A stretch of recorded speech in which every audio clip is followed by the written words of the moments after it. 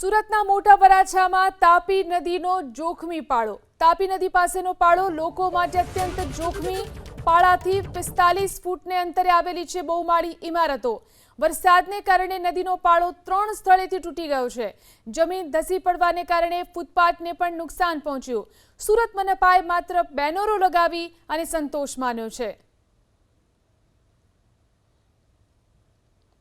Abrama road ખાતે સુરતમાં પડેલા ધોધમાર વરસાદને કારણે જે તાપીનો જે પાળો છે તે પાળો ધોવાઈ ગયો છે. પાળો સંપૂર્ણ રીતે તૂટી ગયો છે. અહીં જોઈ શકાય છે, આ સીધા દ્રશ્ય હું બતાવવા માંગીશ કે એક તરફ આ તાપી નદી આવેલી છે અને તાપી નદીનો જે પાળો છે તે ધોવાણ ન થાય તે માટે અહીં પ્રોટેક્શન વોલ બનાવવામાં આવી છે.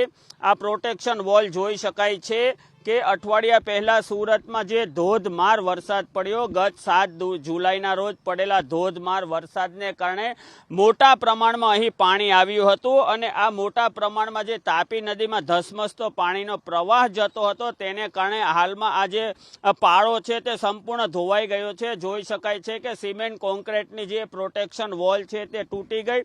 પ્રોટેક્શન વોલની આ બાજુમાં આવેલું જે આ મહાકાય વૃક્ષ હતું તે પણ ધોવાઈ ગયું છે અને આ પાળાનું જે ધોવાણ છે તે રોડ સુધી પહોંચી ગયું છે. પરંતુ આ રોડની આ બાજુ જે છે અહીં પાળામાં કોઈ રાત્રે સીધું વાહન ઉતરી ન જાય તે માટે અહીં હાલમાં જે છે તે અહીં પથ્થરો અને જે રેતી છે તે નાખવામાં આવી છે.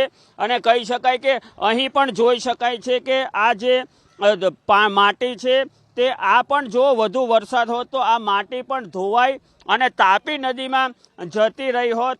અને અહીં પણ આજે વરસાદી પાણીના કારણે ધોવાણને કારણે મહાકાય ભૂવા પડી ગયા છે. આ ભૂવો પણ જોઈ શકાય છે. આમ તાપી નદી કિનારે જે ધોધમાર વરસાદને કારણે જે આ પાળો છે તે ધોવાઈ ગયો છે. આપણી સાથે સ્થાનિક રહીશ છે દિનેશભાઈ, તેમની સાથે વાત કરીશું.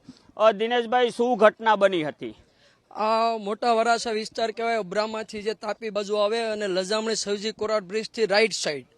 હવે આ તિરાડું જોવો ને તો એમ લાગે વેનેઝુલા દેશ છે ને એનો ધરતીકપનો આયા છે છેડો હશે કાંક પોઈન્ટ. એવા તો તવડા પડી ગયા, પણ આ તવડા નથી, આ ધરતીકપના નથી, આ ખાલી પાળો બેહી ગયો છે. આ રોડ પુરાણ કર્યું હતું ને, આ રોડ પુરાણ નથી, તાપી પુરાણ છે. આ તાપીનું પુરાણ કરેલું છે એટલે આ ધોવાણું છે.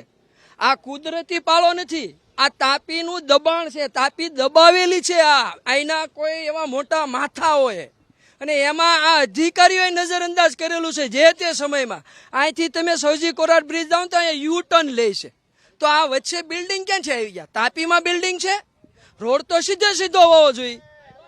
તો આ શરમ વગેરેના અમુક છે. આ પુસ્તકીયું જ્ઞાન કહેવાય. આ પુસ્તકીયું જ્ઞાન એટલે 1 ક્લાસ ઓફિસર અમુક એવા હોય, ભણી તો ગયા. હવે આ 1 કરોડની વસ્તી સુરતમાં છે તો જિલ્લા કલેક્ટર બન્યા છે એને કેવડી વસ્તી આવે? આ કેટલું પાણી આવે છે ઉપરવાસથી, અહીંયા દરિયામાં જાય ખાડીમાં, તો આ બધું સુરતની ઉપરથી જ જાય છે. તો કાલ તો બ્રિજ તૂટી જાય. આ કામરેજ ગામડાઓમાં ઘણી ભેખડ પડી છે. પાળા તૂટ્યા એને કહેવાય.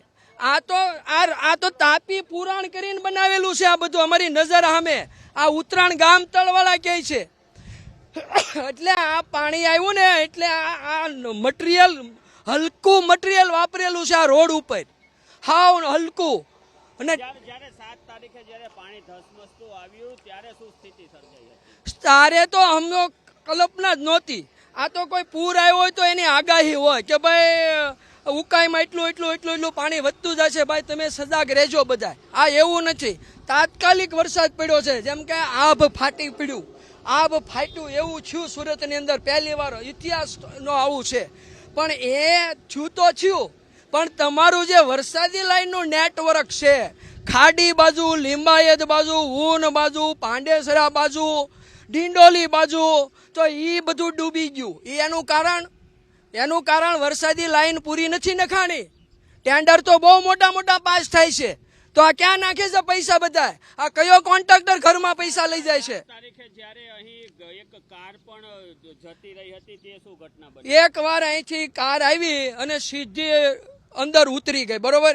ત્યારે કોઈ આ પ્રોટેક્શન વોલ કે આ તે કાંઈ નહોતું, તો એને અગાઉ આયોજન કરવું જોઈએ ને. આ સુરત એટલે સ્માર્ટ સિટીનો પ્રોજેક્ટ તો કેદુનો એ લાગી ગયો છે.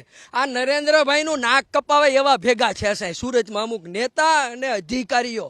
આ તો નરેન્દ્રભાઈ કેટલું ધ્યાન રાખે બધાનું કે નરેન્દ્રભાઈ અહીંયા આડા આવીને બેહે, અમિતભાઈ બેહે. આ બધા શું કરે છે? આ વન ક્લાસ ઓફિસર અત્યારે ગાંધીનગર અહીંથી સુરતમાં ટ્રેન થઈને ન્યા જાય છે, આખા ગુજરાતનો કારભાર સંભાળવા જાય. એટલે ભાઈ સુરત તો તું સંભાળી નથી શક્યો ભાઈ, તો હવે તું ગુજરાત સંભાળવા ન્યા જાવ છો. કેટલાય ઓફિસરો અહીંથી ગયા છે, મોટા ઓફિસરો. જી ચોક્કસથી કહી શકાય કે જે પ્રમાણે આ પાળો તૂટી ગયો છે, હવે પાળાને રિપેર કરવા માટે પણ ક્યારે મશક્કત કરવામાં આવી છે તે પણ જોવું રહ્યું. કારણ કે હાલમાં જે રોડ છે ત્યાં રોડથી કોઈ રાત્રે વાહન સીધું તાપીમાં ગરક થાય તેવી પણ સંભાવના છે. આગામી દિવસોમાં સુરતમાં ખાડી પૂરને નિવારણ માટે સુરત પ્રશાસન અને રાજ્ય સરકાર દ્વારા કેવા પગલાં ભરવામાં આવે તે પણ જોવું રહ્યું. કેમેરા પર્સન રાકેશ પાનવાલા સાથે ચેતન બાંભણિયા, એબીપી અસ્મિતા, સુરત. जी बिल्कुल વધારે પડતા પાણીને કારણે પ્રેશર આવતા પાણીનો નિકાલ નહીં હોવાને કારણે અહીં તાપી કાંઠેથી એક જ ભેખડ પડી અને સીધું પાણીનો નિકાલ અહીંથી થતું થઈ ગયો હતો અને સીધું તાપીમાં પાણી ગરકાવ થયું હતું, જેને કારણે એક મોટો ભૂવો પણ પડી ગયો હતો. અને વહેલી તકે આ અહીંયા બેરિકેડ લગાવ્યું અને વહેલી તકેનું કામ શરૂ થાય, જેથી કરીને નાના બાળકો પરિવાર સાથે જે ચાલવા નીકળતા હોય સાંજે અથવા તો કોઈ સ્કૂલના વાહનો નીકળતો, જેથી કરીને બેદરકારી કે અહીં લાઇટ પણ નથી, તો જેથી કરીને બેરિકેડ અને લાઇટ જેવો વસ્તુ લગાવી અને લોકોને સાવચેતના બેનર મારી અને લોકોને અવેરનેસ લાવી અને વહેલી તકે એસએમસી તથા પાળા વિભાગ ભેગા કરી અને આનું કામ પૂરું કરે તેવી અમારી અપેક્ષા.